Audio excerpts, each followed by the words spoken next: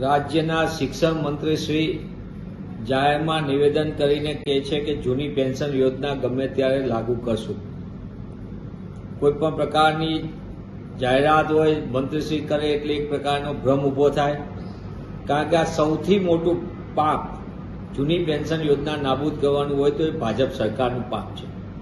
એટલે એક તરફ લાખો કર્મચારીઓને શિક્ષણ મંત્રીશ્રી કોણીએ ગોળ લગાડે, લાંબા સમયથી ભાજપ શાસિત તમામ રાજ્યોમાં જૂની પેન્શન યોજના સંપૂર્ણપણે નાબૂદ કરીને નજીવું પેન્શન ચૂકવાય છે. એટલે કે નવી પેન્શન યોજનામાં 2000 થી 3000 રૂપિયાનું જ માત્ર પેન્શન ચૂકવાય. જ્યારે બીજી બાજુ કોંગ્રેસ પક્ષનો સ્પષ્ટપણે મેનિફેસ્ટોમાં પણ જોગવાઈ અને સરકાર બનતાની સાથે જ તેની અમલીકરણ, એટલે કે રાજસ્થાનની અંદર કોંગ્રેસની સરકાર હતી, ગેહલોત સરકાર, તો તેમણે જૂની પેન્શન યોજના લાગુ કરી. છત્તીસગઢમાં ભૂપેશ બઘેલજીની સરકાર, કોંગ્રેસની સરકાર જૂની પેન્શન યોજના દાખલ કરી. હિમાચલ પ્રદેશમાં કોંગ્રેસની સરકાર જૂની પેન્શન યોજના દાખલ કરી. કર્ણાટકમાં પણ એ દિશામાં આગળ વધી રહ્યા હોય.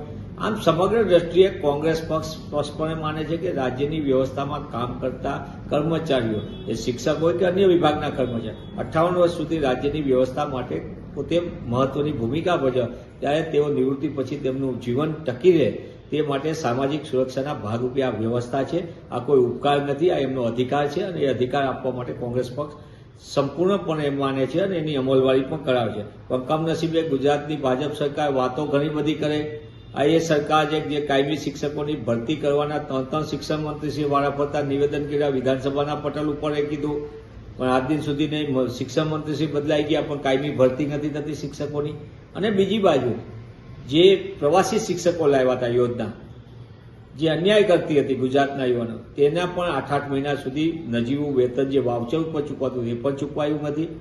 જ્ઞાન સહાયક જે કોન્ટ્રાક્ટ સિસ્ટમ, જેનો વ્યાપક વિરોધ સમગ્ર ગુજરાતના યુવાનોએ કર્યો, કોંગ્રેસ પક્ષે કર્યો, પણ તેમ છતાં સરકાર કોન્ટ્રાક્ટ સિસ્ટમ દાખલ કરી, એને પણ 2 મહિનાથી પગાર ન ચૂકવાય. મને એમ લાગે છે કે શિક્ષણની અધોગતિ માટે પંકાયેલ શિક્ષણ વિભાગ પોતે ગંભીરતાથી લે પગલાં અને જૂની પેન્શન યોજના જે કર્મચારીઓનો અધિકાર છે તે આપે, એવું કોંગ્રેસ પક્ષ સ્પષ્ટપણે માંગ કરે છે.